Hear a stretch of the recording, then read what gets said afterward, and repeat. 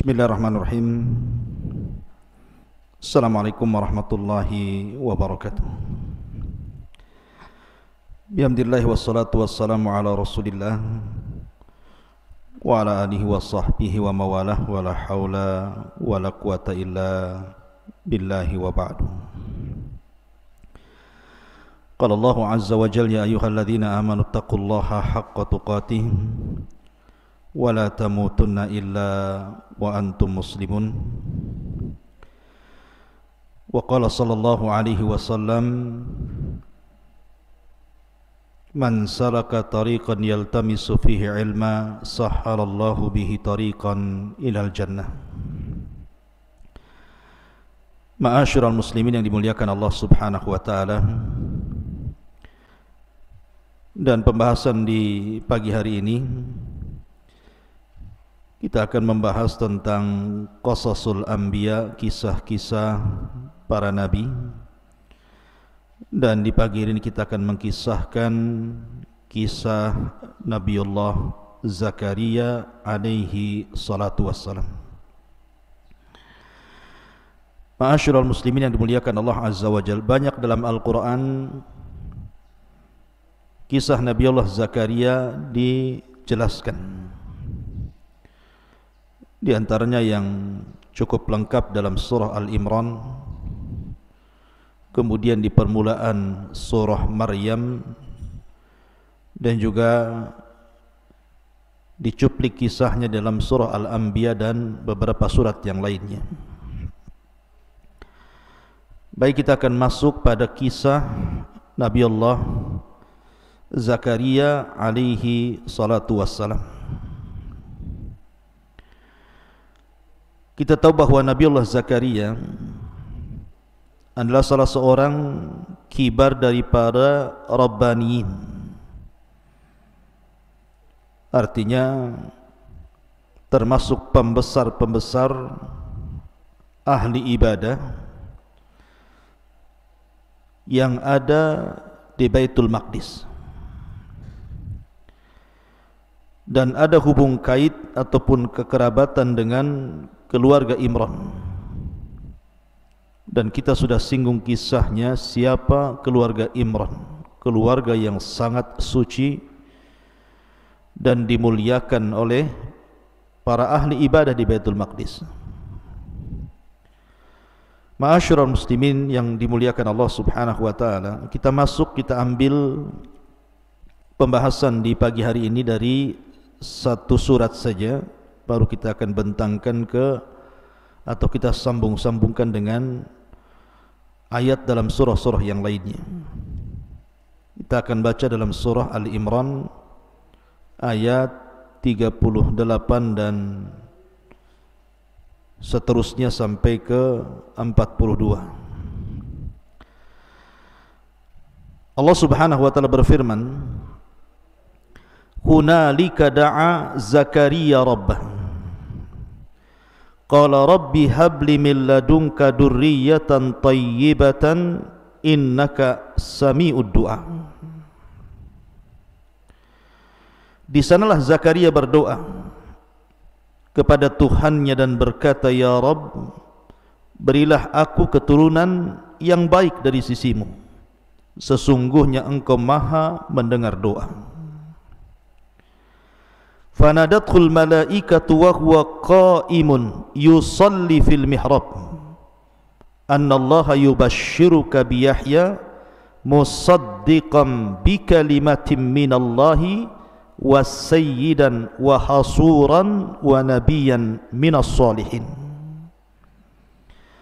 Kemudian para malaikat memanggilnya ketika dia berdiri melaksanakan salat di mihrabnya. Allah telah menghabar gembirakan kepadamu wahai Zakaria dengan kelahiran Yahya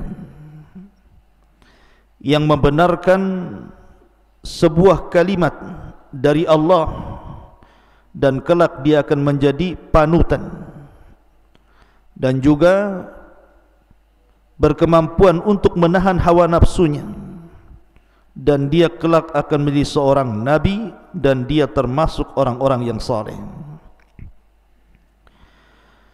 Qala rabbi aina yakunu li ghulamun wa qad balaghani al-kibar wa imra'ati akir. Qala kadzalika Allahu yaf'alu ma yasha. Dan Zakaria berkata, wahai Tuhanku, bagaimana aku bisa mendapatkan anak sedangkan aku sudah sangat tua dan istriku pun mandul? Maka Allah berfirman, demikianlah Allah berbuat apa yang Dia kehendaki. Qala rabbi ij'al li ayah. Qala ayatuka alla tukalliman nasa thalathata ayyamin illa ramzah wadhkur rabbaka katsiran wasabbih bil ashi wal ibkar. Maka Zakaria berkata, ya Tuhanku, berilah kepadaku sebuah tanda. Maka Allah berfirman, tanda bagimu adalah bahwa engkau tidak berbicara dengan manusia selama 3 hari kecuali dengan isyarat, dan sebutlah nama Tuhanmu sebanyak-banyaknya dan bertasbihlah memuji Tuhannya pada waktu di petang hari dan pagi hari. Inilah cuplikan kisah di dalam surah Al-Imran. Ma'asyiral muslimin, para pemirsa Humairah Channel ataupun Kiswah TV yang dimuliakan Allah Subhanahu wa taala, sedikit kita mengenal biografi Nabi Allah Zakaria. Kita tahu bahwa Zakaria ini nasabnya sampai kepada Israel, dan Israel artinya Nabi Allah Yaqub alaihi salatu wassalam. Dan ada juga yang mengatakan, seperti Ibnu Khaldun mengatakan bahwa Zakaria ini sampai nasabnya kepada Nabi Allah Daud alaihi salatu wassalam, salah satu keturunan Yahuda, putra daripada Nabi Allah Yaqub alaihi salatu wassalam. Dan ada yang mengatakan yang lainnya. Dan kita tahu bahwa saya singgung di awal, Zakaria termasuk kibarur rabbaniin, pembesar dari pembesar-pembesar yang memakmurkan Baitul Maqdis bersama keluarga Imran. Dan Nabi Zakaria ini diuji oleh Allah Subhanahu wa taala dengan ujian yang banyak. Nanti saya akan ceritakan apa saja ujiannya. Tetapi Nabi Zakaria ini, walaupun seorang nabi, disebutkan pekerjaannya itu adalah najjar, tukang kayu, mungkin bahasa kitanya mebel gitu ya. Itulah pekerjaan Nabi Allah Zakaria, artinya dia bekerja dengan tangannya, dengan hasil jerih keringatnya. Dan begitulah para nabi, mereka bekerja dengan hasil jerih payah dirinya untuk menghidupi diri dan keluarganya. Ma'asyiral muslimin yang dimuliakan Allah Azza wa Jalla, sebagaimana layaknya para nabi yang lainnya, Nabi Zakaria ini mendapatkan tantangan di mana kaumnya tidak banyak yang beriman. Bahkan kerabat-kerabatnya sendiri juga banyak yang menentang. Makanya Allah Subhanahu wa taala berfirman, fariqan kadzabtum wa fariqan taqtulun. Fariqan kadzabtum wa fariqan taqtulun. Sebagian mereka itu mendustakan para nabi. Lah Zakaria juga sama mendapatkan hal yang serupa dengan nabi-nabi sebelumnya, didustakan kaumnya. Sehingga ada kekhawatiran bagi Zakaria, kalau seandainya dia tidak punya keturunan, maka tidak ada lagi yang bisa memperbaiki kaum dan kerabatnya. Dari situ Zakaria terus berdoa, tidak bosan-bosannya dia berdoa kepada Allah Subhanahu wa taala agar diberikan keturunan. Makanya dalam surah Maryam Allah Subhanahu wa taala berfirman, dzikru rahmati rabbika 'abdahu Zakaria. Dzikru rahmati rabbika 'abdahu Zakaria. Yang dibicarakan ini adalah penjelasan tentang rahmat Rabbmu yang diberikan kepada hambanya Zakaria. Idnada rabbahu nidaan khafiyya, ketika dia terus berdoa kepada Allah Azza wa Jalla dengan suara yang lembut. Artinya Zakaria terus berdoa kepada Allah Subhanahu wa taala dan tidak bosan-bosannya. Makanya kemudian karena kekhawatiran itulah,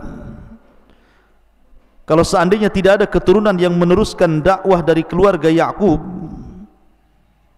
terutama kerabat-kerabatnya, makanya dia mengatakan, wa inni khiftul mawaliya min warai, wa inni khiftul mawaliya min warai, dan sungguh aku khawatir terhadap kerabatku sepeninggalku, tidak ada yang mengarahkan mereka, belum lagi kaumnya yang mendustakan dakwahnya. Kemudian Zakaria pun mengatakan, yarithuni wa yarithu min ali Ya'qub waj'alhu rabbi radiyyan, di mana kalau aku memiliki keturunan, dia bisa mewarisi diriku dan mewarisi dari keturunan keluarga Ya'qub. Tentu yang dimaksud mewarisi di sini bukan harta, tetapi al-ilm wan nubuwah, ilmu dan kenabian, dan Allah Subhanahu wa taala kabulkan itu. Namun bagaimana ceritanya sampai kemudian Nabi Allah Zakaria diberikan oleh Allah Azza wa Jalla, atau dianugerahkan kepada Zakaria ini seorang anak yang bernama Yahya? Di sini kisah dimulai dalam surah Al-Imran. Ketika Zakaria alaihi salatu wassalam melakukan qur'ah, undian bersama ahli-ahli ibadah yang lainnya, ketika keluarga Imran menyerahkan Maryam untuk siapa yang berhak mengkafilnya, maka Zakaria mendapatkan undian itu dan dia berhak untuk mengkafil Maryam, karena bagaimanapun Zakaria itu masih pamannya, karena dia menikah dengan saudari daripada ibu Maryam, namanya Hannah. Hannah suami Imran punya adik perempuan dinikahi Zakaria, artinya masih ada hubungan kerabat. Lah Zakaria lah ini kemudian mengasuh Maryam, sampai ketika ada peristiwa ketika Zakaria masuk ke mihrab Maryam, rupanya didapati banyak makanan. Anehnya lagi, makanan yang ada di musim panas ada pula di musim dingin atau sebaliknya. Kemudian melihat Maryam yang masih kecil diberikan karamah oleh Allah Subhanahu wa taala dengan diturunkan makanan dari langit secara langsung. Dan tentu karamah di sini menunjukkan bahwa Maryam adalah seorang wali Allah. Tetapi bukan berarti setiap wali Allah itu harus memiliki karamah, tidak. Abu Bakar tidak memiliki karamah, artinya tidak dikisahkan kepada kita Abu Bakar itu memiliki hal-hal yang ajaib, yang aneh, yang tidak dimiliki manusia. Apa kemudian kita katakan karena dia tidak punya karamah Abu Bakar bukan wali? Tentu tidak bisa dikatakan seperti itu. Karena keanehan-keanehan di dunia ini terkadang ada orang yang salah sangka. Ketika ada orang yang memiliki keanehan langsung disebut wali. Makanya Imam Syafi'i rahimahullahu taala mengatakan, idza ra'aitar rajula, apabila engkau melihat seseorang yamshi 'alal ma'u yatiru fil hawa, bisa berjalan di atas air atau bisa terbang, maka lihat amalannya, cocokkan amalannya dengan Quran dan Sunnah. Kalau memang amalannya cocok dengan Quran dan Sunnah, dia wali Allah. Tapi kalau tidak cocok dengan Quran dan Sunnah, dia wali syaitan, walinya syaitan. Makanya tidak setiap keanehan itu langsung pemiliknya dikatakan wali. Karamah itu hanya diberikan kepada orang-orang yang bertakwa kepada Allah Azza wa Jalla, karena keanehan di dunia ini cuma 3. Mukjizat diberikan kepada para nabi, karamah diberikan kepada para wali, dan sihir, nah itulah hamba-hamba syaitan, dukun dan yang semacamnya.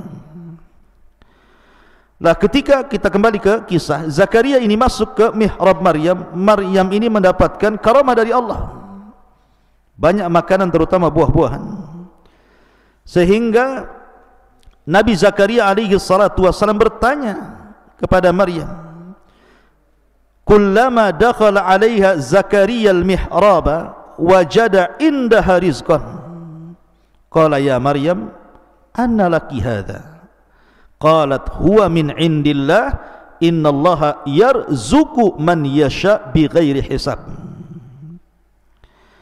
Maka ketika Allah Subhanahu wa taala menjelaskan dalam ayat ini, maka ketika Zakaria masuk menemui Maryam di mihrabnya, sekali lagi Maryam itu mihrab itu tempat khusus untuk ibadah, tiba-tiba kemudian Zakaria mendapatkan banyak makanan di mihrab Maryam itu. Maka Zakaria bertanya kepada Maryam, wahai Maryam, dari mana ini kau peroleh? Siapa yang kasih?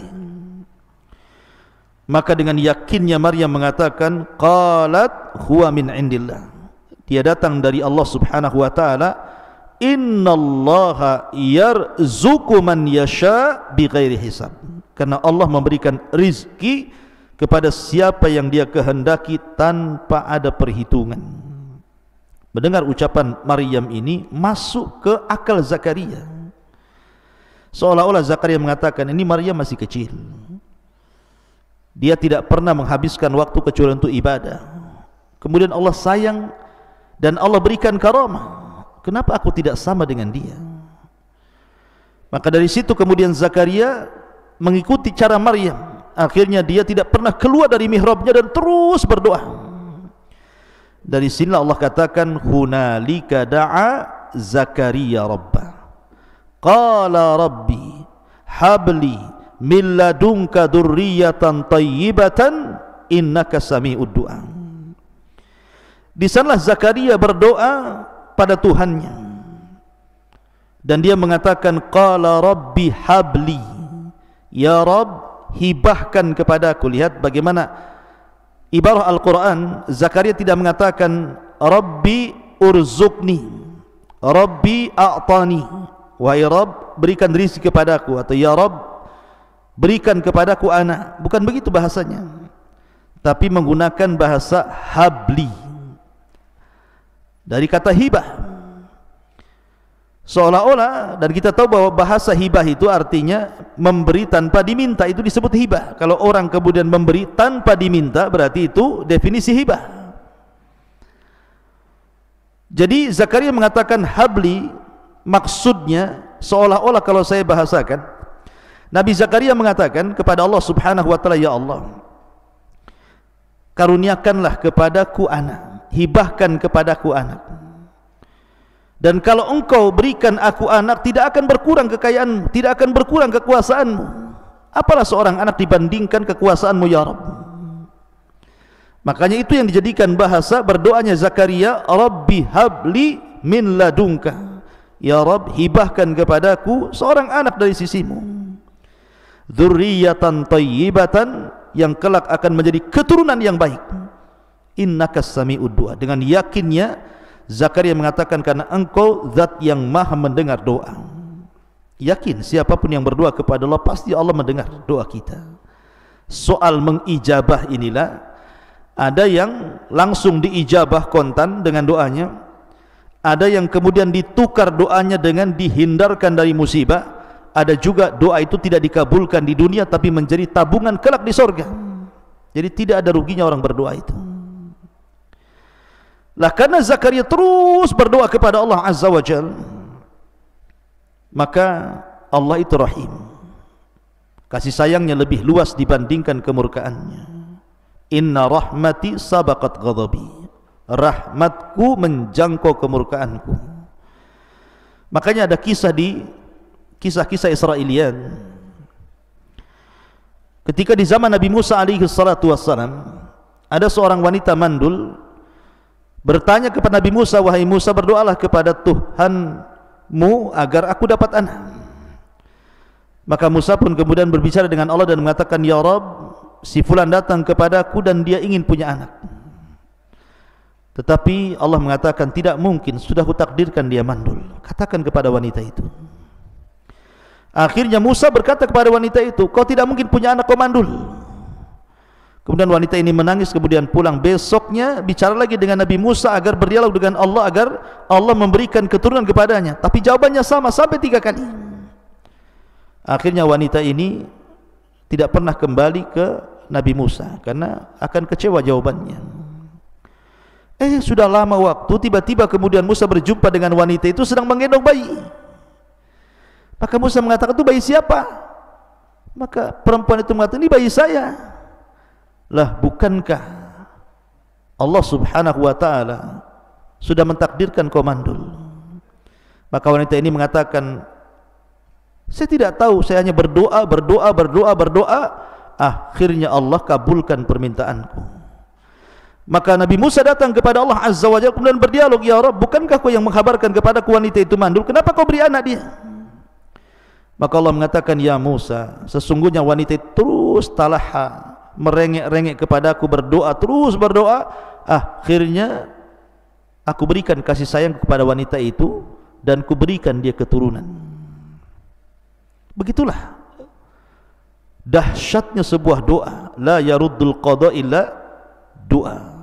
Tidak ada yang bisa menolak takdir catatan para malaikat kecuali dengan doa. Makanya Zakaria mengatakan, innaka sami'ud du'a. Kemudian Allah mengatakan, fanadathul malaikatu wa huwa qa'imun yusalli fil mihrab. Maka para malaikat kemudian diutus oleh Allah untuk datang kepada Zakaria memberi kabar gembira bahwa kelak Zakaria itu akan punya keturunan. Lihat bagaimana Al-Quran mengatakan, wa huwa qa'imun yusalli fil mihrab. Kabar gembira itu disampaikan oleh para malaikat ketika Zakaria sedang salat di mihrab. Artinya bahwa solat itu memiliki faedah besar, bisa menghilangkan setiap kesulitan dan keperitan hidup kita. Betapa banyak orang-orang yang kemudian susah, tiba-tiba kemudian dia solat, tenang hidupnya. Maka bagi anda yang dirundung kesusahan, gundah gulana, dirundung dengan kesempitan, dirundung dengan banyaknya masalah, solat. Minta kepada Allah subhanahu wa ta'ala dalam salat anda agar dimudahkan semua urusan anda. Maka yakinlah salat itu bisa menolong anda. Makanya Allah mengatakan, wasta'inu bis sabri was salat. Mintalah pertolongan kepada dengan kesabaran dan dengan salat. Makanya di sini Allah menghabar gembirakan, tidak sedang Zakaria mungkin sedang tidur, sedang bicara, sedang jalan, tidak, tetapi menghabar gembirakan Zakaria sedang salat.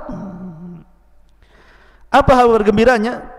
Annallaha yubashshiruka biyahya musaddiqan bikalimatin minallahi wa sayyidan wa hasuran wa nabiyyan minas salihin.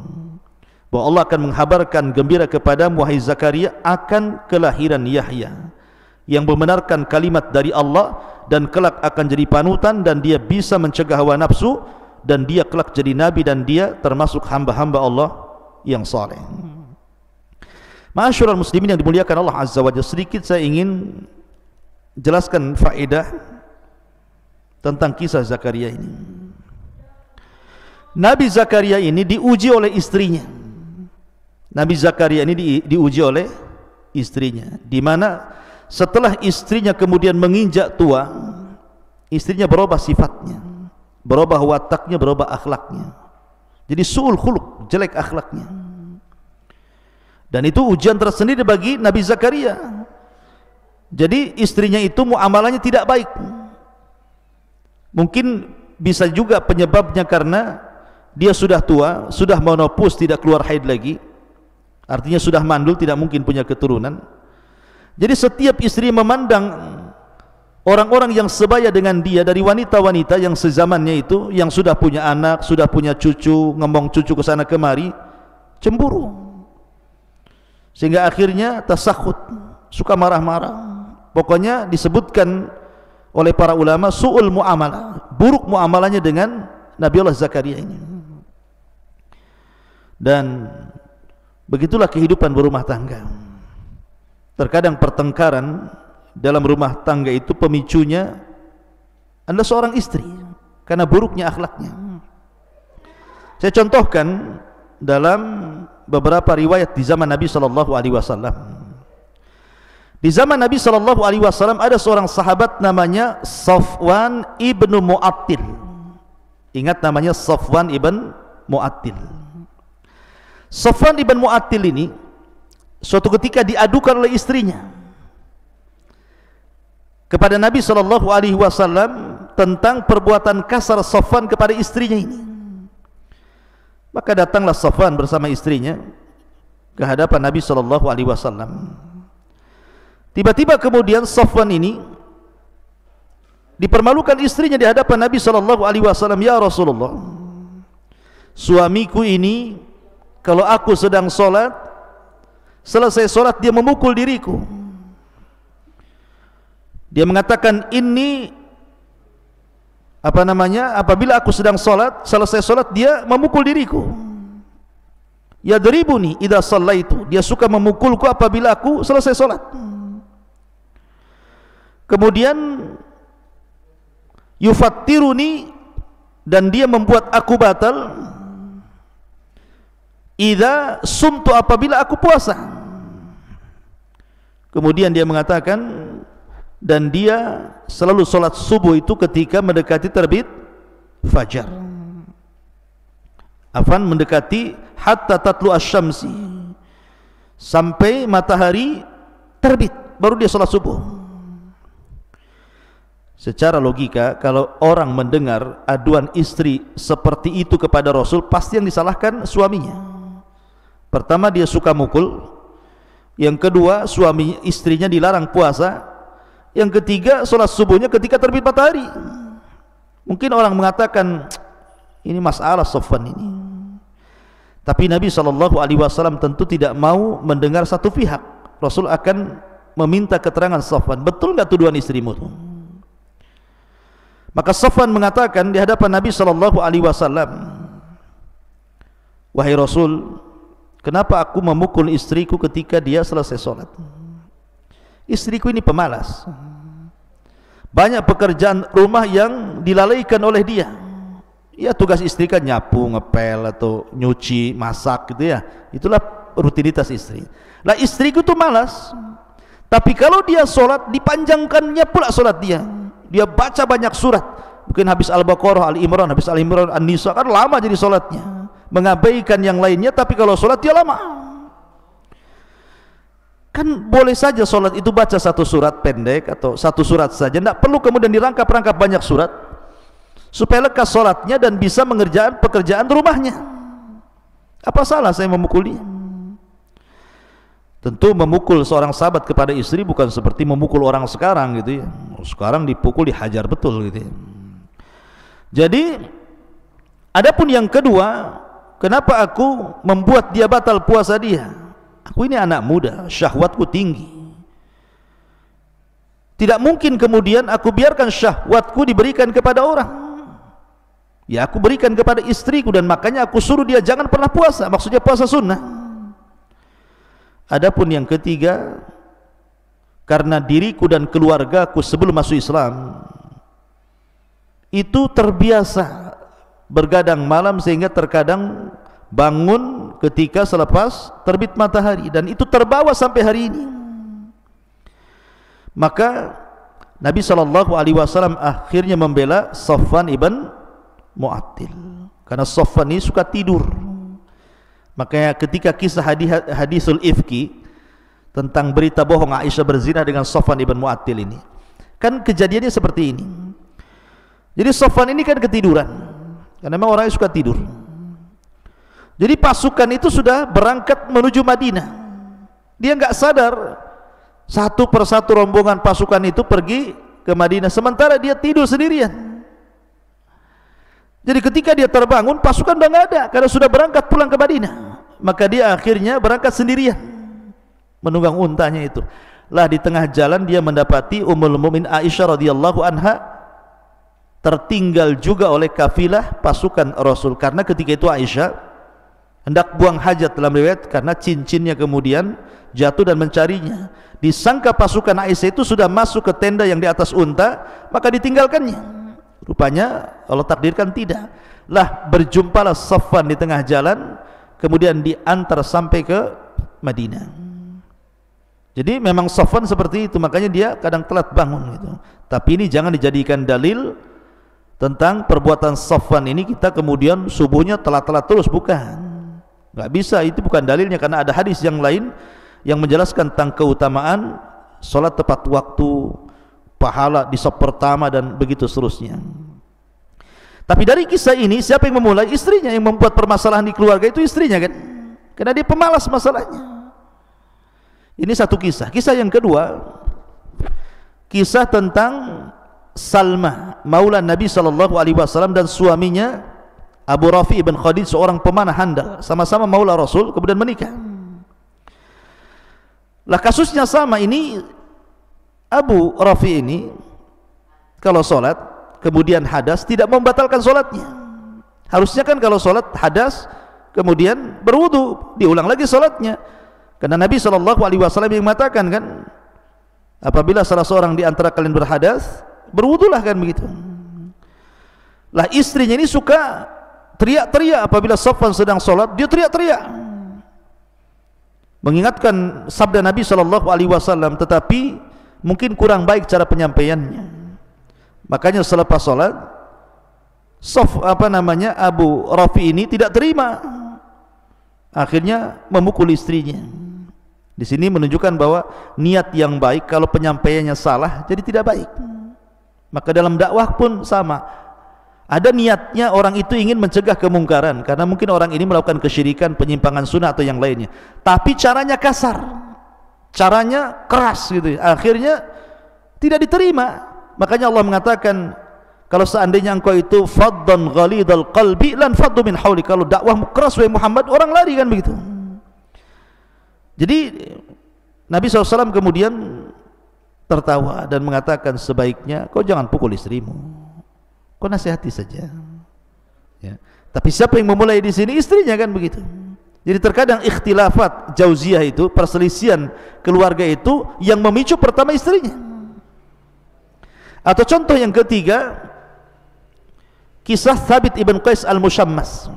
Thabit ibn Qais al-Mushammas, dia punya istri cantik, bahkan termasuk wanita yang paling cantik dari wanita-wanita Ansar.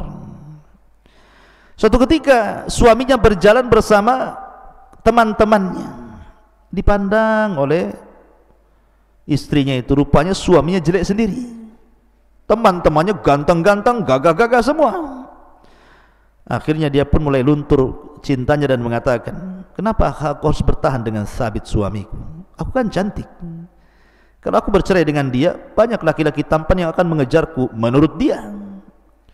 Akhirnya dia datang kepada Nabi SAW mengatakan, ya Rasul, aku tidak mencela Thabit dari segi agama dan akhlaknya, aku puji itu, tapi aku takut kufur dengan dia. Lihat bahasa dia, aku takut kufur. Dia hendak mengatakan tapi dia enggak tampan, dia enggak gagah, akhirnya luntur cintaku. Tetapi dia menggunakan bahasa umum, aku takut kufur kepada dia, tidak bisa melayani karena hilang cinta. Akhirnya Rasul memanggil Thabit ibn Qais dan mengatakan, ya Thabit, istrimu gugat cerai khulu, gimana ini? Kata Thabit, saya enggak mau. Tapi istrinya memaksa. Akhirnya kemudian Rasul mengatakan kepada istrinya, ataruddina hadiqatahu, maukah kau kembalikan maharnya berupa kebun Thabit yang dulu diberikan sebagai maharmu?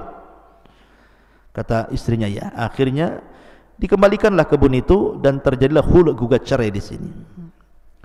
Allah takdirkan wanita itu sesuai dengan keinginannya, dia menikah dengan laki-laki yang gagah, yang tampan, tetapi lambat laun dia kecewa gara-gara yang suami baru ini tidak bisa memuaskan dalam urusan ranjang.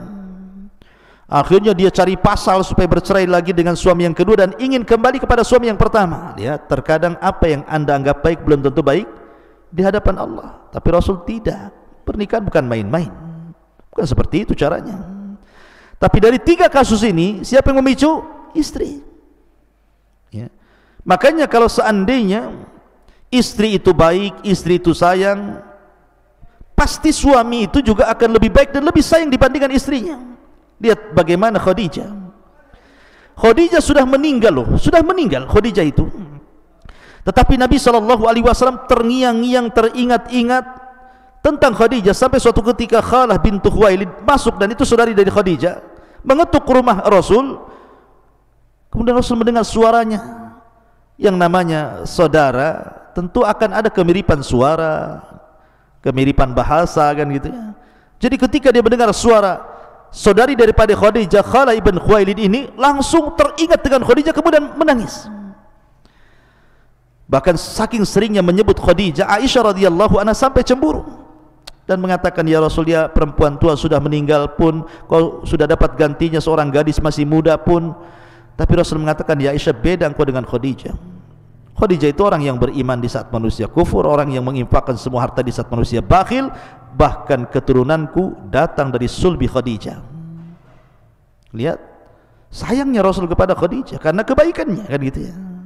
Karena kebaikan, bahkan terkadang Nabi SAW menyembelih kambing kemudian membagi-bagi kepada teman-teman Khadijah yang masih hidup. Sampai seperti itu. Jadi kalau seandainya istri itu baik, pasti sayang suami itu, bahkan akan dikenang walaupun istri sudah mati.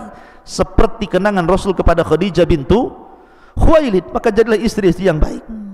Kita kembali ke kisah bahwa lah Nabi Zakaria ini diuji oleh istrinya. Istrinya itu su'ul khuluq, ya, jelek akhlaknya, jelek muamalahnya kepada Nabi Zakaria di masa tuanya. Karena mungkin tadi faktor tidak punya anak, sudah tidak haid lagi, tidak mandul, punya keturunan, akhirnya jadi temperamen, mudah marah gitu ya. Tolong di belakang jangan ributnya, nanti masuk pula di sini. Kalau mau ribut di luar saja atau ke hutan Jabal Uhud sekalian. Jadi akhirnya kemudian Nabi Zakaria terus berusaha menasihati istrinya dan berdoa kepada Allah Subhanahu wa taala. Karena terus berdoa, akhirnya kemudian Allah Subhanahu wa taala berfirman dalam surah Al-Anbiya. Apa firman-Nya? Fastajabna lahu wa wahabna lahu Yahya wa aslahna lahu zaujah. Dan kami kabulkan permintaan Zakaria, dan kami anugerahkan kepada Zakaria Yahya, dan kami aslahna lahu zaujah, kami perbaiki istrinya. Memang ada penafsiran tentang kalimat aslahna lahu zaujah ini, dan kami perbaiki istrinya Zakaria ini. Ada yang mengatakan bahwa istrinya Zakaria itu kenapa dia mandul, karena sudah menopause, sudah tidak keluar haid lagi. Maka karena Zakaria terus berdoa kepada Allah ingin punya keturunan, Allah takdirkan akhirnya dia haid lagi. Itu ada juga yang mentafsirkan seperti itu. Ada yang mengatakan bahwa aslahna lahu zaujah itu artinya Allah berikan keturunan dari istri Zakaria ini. Dan ada juga yang mengatakan Allah perbaiki akhlak buruknya sehingga dia menjadi wanita yang salihah, berbakti lagi kepada suaminya dan tidak pernah marah-marah lagi, tidak pernah mengeluarkan kata-kata yang tidak sopan lagi, sudah santun dia ucapannya. Ma'asyiral muslimin yang dimuliakan Allah Subhanahu wa taala, itulah ujian dari istrinya.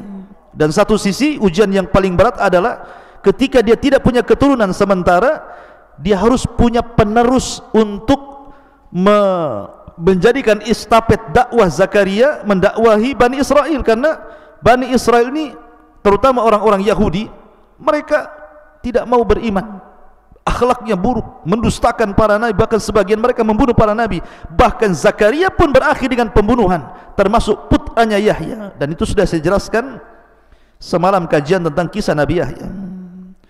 Ma'asyiral muslimin yang dimuliakan Allah Azza wa Jalla. Lah ketika kemudian Allah Subhanahu wa taala menghabarkan bahwa Zakaria akan punya anak, kita lanjut pada surah Al-Imran. Qala rabbi anna yakunu li ghulamun wa qad balaghani al-kibar wa imraati aqirun. Qala kadzalika Allahu yaf'alu man yasha. Dia mengatakan, ya Rabb, mana mungkin aku punya keturunan sementara usiaku sudah lanjut. Ada yang mengatakan bahwa usia Zakaria itu menurut Ibnu Katsir rahimahullah ta'ala menukilkan pendapat ahli sejarah juga, bahwa usianya itu 100 lebih, sudah tua, sudah renta. Kibari itiyah, itiyah itu artinya sudah tua sekali gitu ya, dalam surah Maryam itu.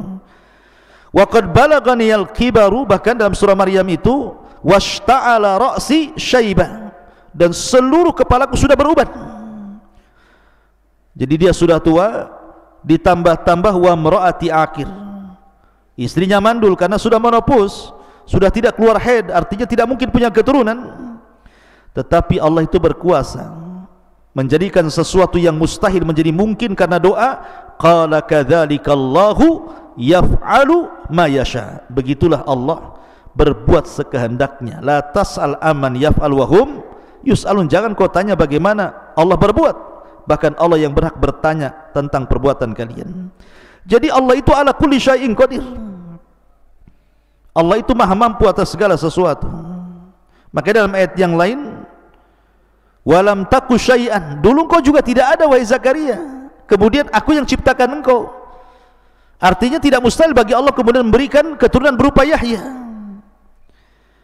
Kemudian Zakaria mengatakan berdoa kepada Allah Azza wa Jal, ya Rabb, taib, kalau seandainya engkau hendak menganugerahkan Yahya kepadaku, lalu apa tandanya, apa cirinya, apa alamatnya?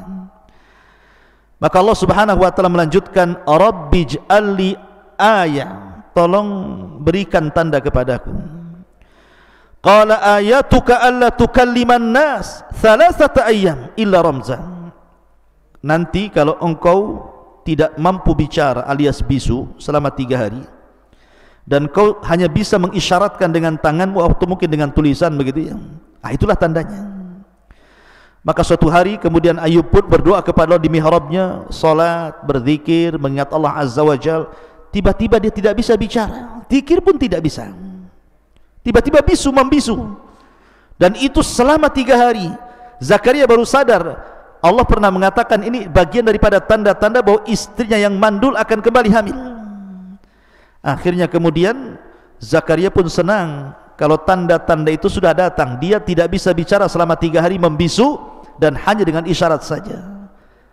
Artinya kabar gembira sudah datang kepada Zakaria berupa kehamilan istrinya.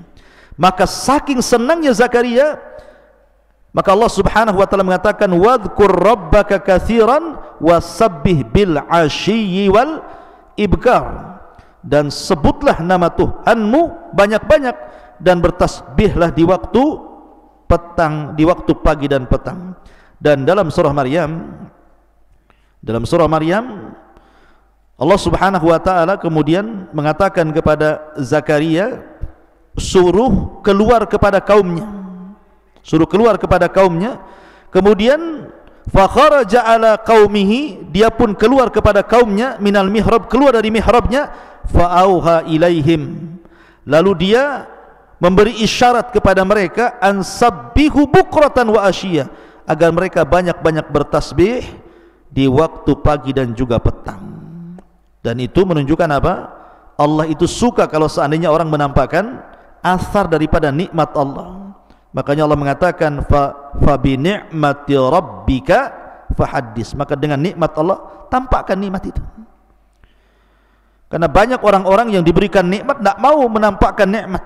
Seperti ada orang kaya gitu ya, dia bisa beli pakaian yang bagus, yang syar'i, tidak mau dibeli, malah yang compang-camping nggak karu-karuan gitu ya. Ma'asyiral muslimin yang dimuliakan Allah Subhanahu wa taala. Lah setelah kejadian inilah maka istrinya Zakaria pun kemudian hamil. Sampai akhirnya setelah kehamilannya menua, kemudian lahirlah Yahya yang disebutkan dalam Al-Qur'an bahwa Yahya itu satu-satunya nama yang Allah anugerahkan kepada Zakaria dan tidak ada nama sebelumnya yang disebut dengan Yahya. Dan dia, Allah katakan, anak ini akan menjadi sayyidan wa hasuran wa nabiyan minas salihin. Maka Yahya akan menjadi panutan. Ya, Yahya menjadi rujukan bagi kaumnya, karena Yahya diberikan kecerdasan sejak kecil, mampu menguasai Taurat, sehingga kalau dia berceramah itu membuat orang menangis semuanya, karena memang Yahya itu suka menangis.